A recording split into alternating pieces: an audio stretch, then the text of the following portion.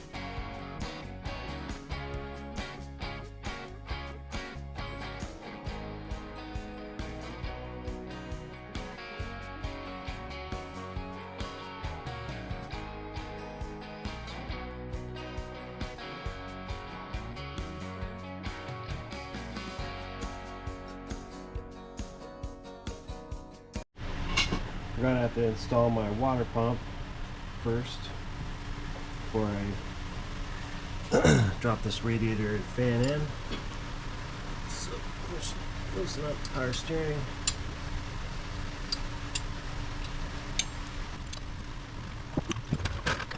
When you use different bolts to fasten your water pump pulley down, you want to make sure you freewheel it first before you hook up a belt to it. Otherwise, when you fire up the engine, you're going to see a bunch of sparks and horrible noise. And if the back of the bolts, or if the threads of the bolts are coming in too far, you can barely feel behind the pulley. But you can, if you stick your finger back there, you can feel the threads protruding out of the back of that water pump flange. And I don't know if you can see, but this thing is the water pump shaft is bent, which here it doesn't make that big of a difference, but once you have something attached to it all the way out here, it obviously makes a ton of difference, and that's what actually caused the most recent disaster on my radiator. So yeah, so now I'm gonna pull, I guess I'll just pull the pulley off.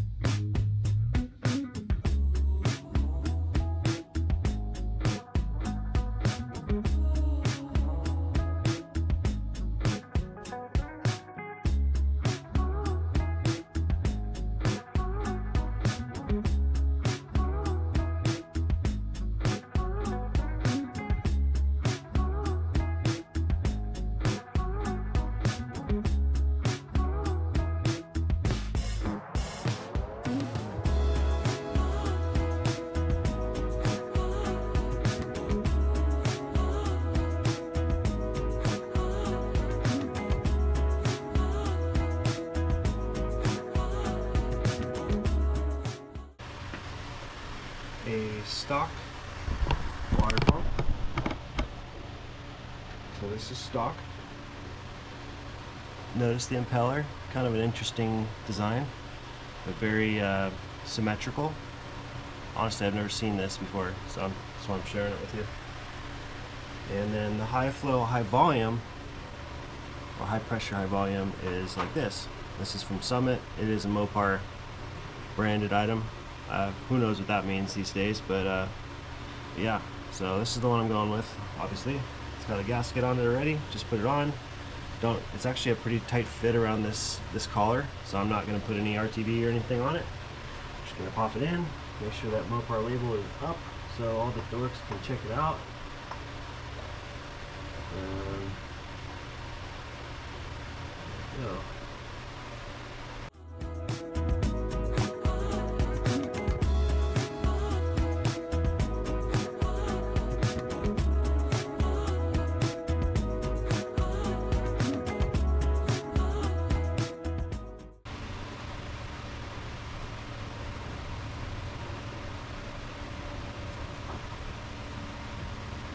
Another thing, a lot of people don't know this, all you plumbers do, but when you put Teflon on a bolt, you got to go the right direction. So if you're, what I always do is take the bolt in my right hand and turn it like I'm tightening, and then I feed the Teflon over the top of it, and then I have my finger there just kind of pushing it into the threads.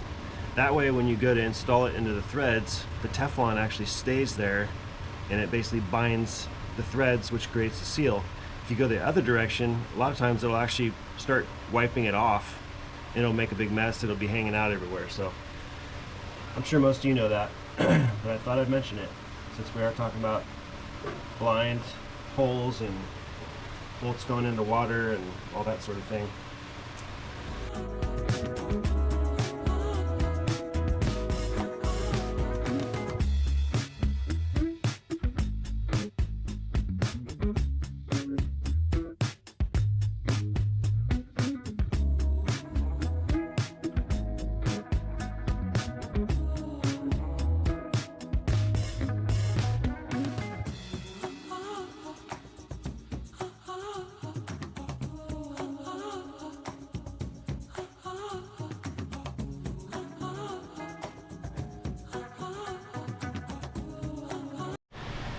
Yeah, so we just tried it with a couple sets of hands just to see if I could feed it under the compressor, and it wasn't going to happen.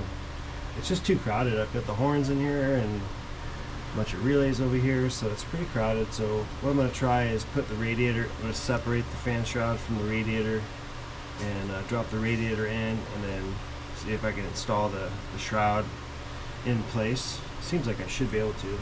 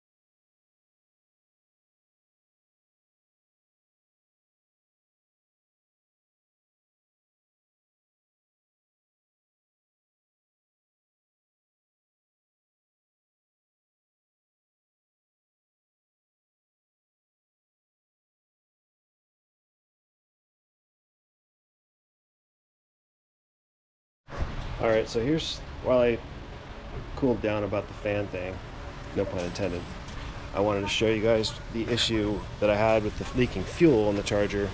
It's super weird, totally unrelated to the overheating issue, but let me slide under here and I'll show you. Alright, so you can see I'm underneath the passenger side here, so that would be over there, and our vent line is right here. Before, it basically just went straight up and zip tied here, and then went over to here and was coming down there and then down. I thought that was sufficient. Well, something happened and that tube fell down and it was just basically hanging here. Well, I had put 10 gallons of gas in this tank that night, and where I broke down, it was on a hill, so the front of the car was facing down, and the fuel was just basically pouring out. Somehow, I don't know if I just didn't leave enough slack and it broke the tie, because it was literally just up and then right here. So that was super weird, but I think we got it handled. So you could see my supply line there, the steel one, or stainless. Don't do stainless, by the way. It's just so hard to work with. It looks nice, but way harder to work with. So we ran the vent line up as high as it goes on that shock cross member, and then back over here, and then forward, which I believe is the key here. Obviously the car is being propelled forward and the fuel will splash backwards, and so we decided to run the vent line this way forward and then down off of the supply right there, and just terminating right there. So I thought about going into the frame rail like one of our subscribers suggested. I'm just not as keen on how the OEM did it, so let me know in the comments if you think this is going to be good or not.